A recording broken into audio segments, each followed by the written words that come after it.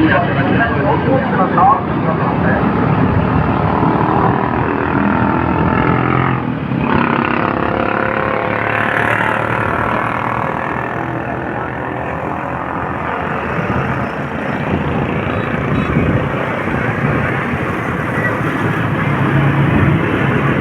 दादा साहब के पास बिल्कुल अच्छा लगता है।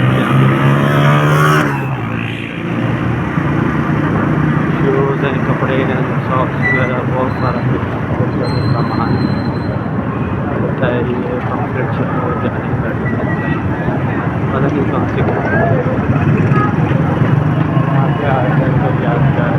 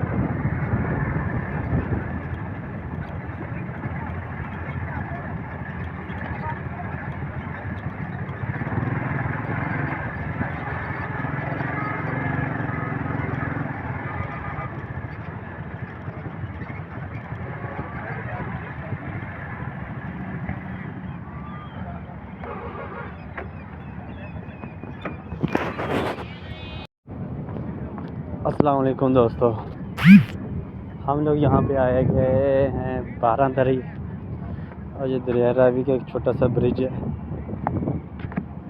जिसे हम क्रॉस कर रहे हैं। और मेरे साथ ये मेरे भाई हैं हाजी साहब।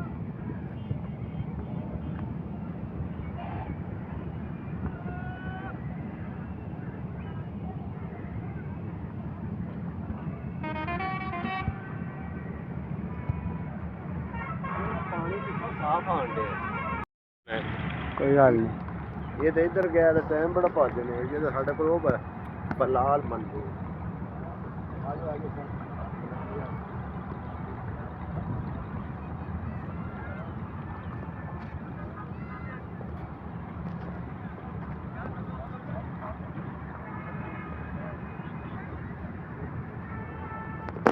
पानी ज़्यादा आ गया, तो लग पानी जिसमें पानी ज़्यादा खुल गया,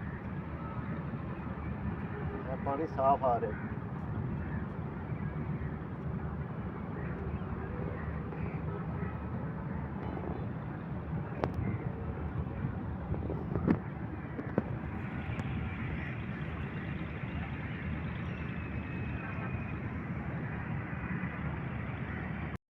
नाली की कम कर रहा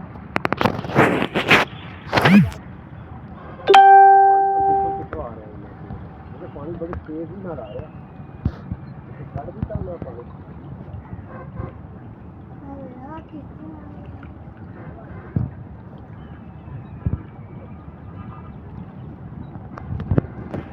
तू भी लकड़ी दे बने कश्ती दानी है दाने ओ खसमा अंज मैं चौक के तेन सड़ देवा अगर तू हीरो बनता तो मुझे जा पे तो तुझे लकड़ी मिलेगी भाजी देखो